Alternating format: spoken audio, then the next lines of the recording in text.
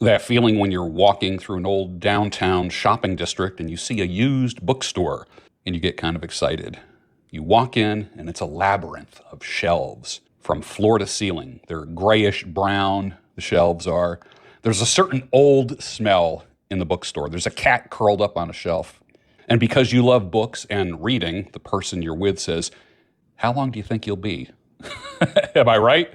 Am I right about that? How long do you think you'll be? Because I'll just do my shopping, or I'll come back and get you. And you're like, thank God.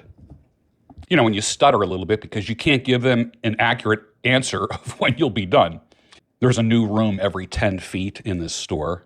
A guy with a beard and a pipe and an old brass cash register puts an interesting bookmark in your book. He knows where every topic is, and also what looks like chaos to you is perfectly organized in his head.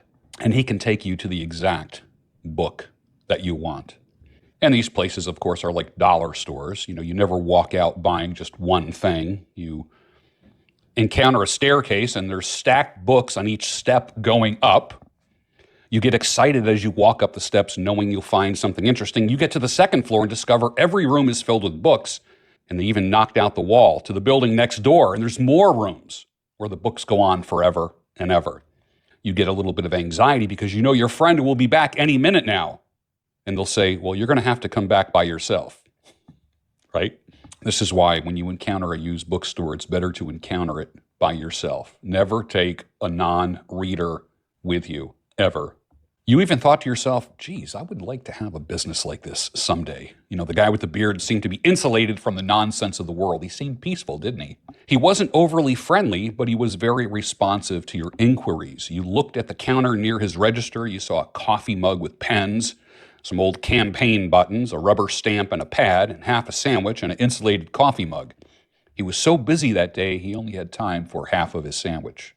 I can still see his brown roll-neck sweater with the worn cuffs over the light blue button-down Oxford.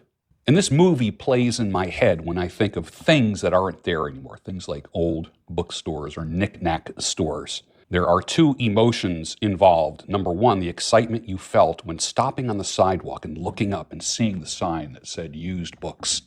The other emotion is the calming effect you experience when looking back and thinking about that used bookstore. Ode to used bookstores.